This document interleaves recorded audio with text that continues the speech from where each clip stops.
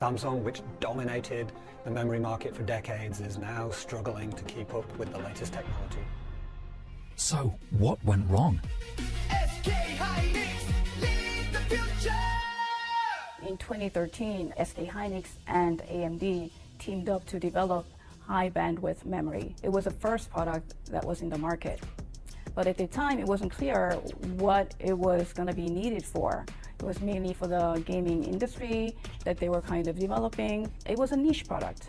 But that's often how things go in the semiconductor world. Build the stuff and let the industry figure out how best to use it. The chip industry, it operates on these 3 to 5 year cycles. You have to make massive billions or more dollars investments 5 years ahead of time sometimes. And, within those 5 years, a lot can happen.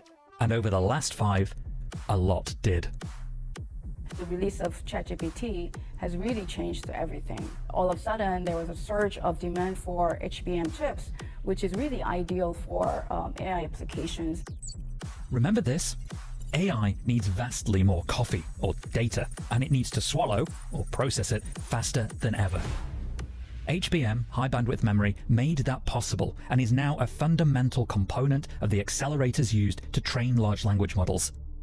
At the time, Samsung hadn't invested enough in this kind of chip, which is a type of DRAM but significantly more profitable than its mass market counterpart. But a smaller, local competitor that had teetered on bankruptcy as recently as 2002 had.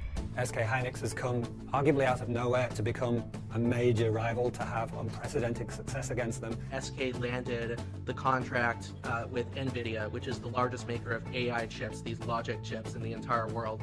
You'll have seen the headlines about what that's meant for NVIDIA's investors. But the knock-on effect for its most important suppliers has been great too, particularly for SK Hynix. It's reported record quarterly profit that beat expectations, driven by its dominance in high bandwidth memory. SK Hynix's profit has continued to soar to record highs in the last year on the back of the AI boom, inspiring investors to pile into its stock and elevate that to historic levels as well. SK Hynix is providing about 20% of NVIDIA's cost of goods sold. It's the second largest supplier of semiconductors to NVIDIA, behind TSMC. Samsung is about 1% of NVIDIA's cost of goods sold, according to our analysis. Samsung is trying to really catch up, but it's very difficult. This year, Samsung was overtaken by SK Hynix in the DRAM market, ending its 3-decade lead. US manufacturer Micron isn't far behind either. And so this is devastating for the company.